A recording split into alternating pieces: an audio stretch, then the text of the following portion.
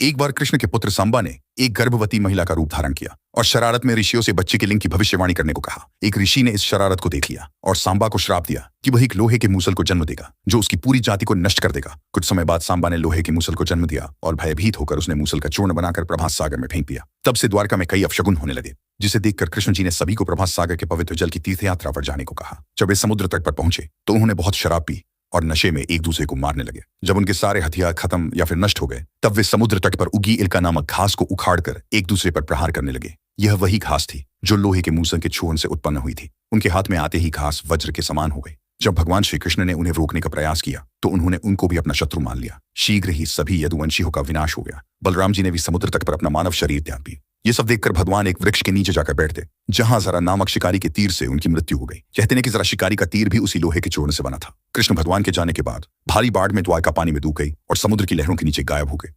ऐसी ही अद्भुत कहानियों के लिए हमारे चैनल को सब्सक्राइब करें।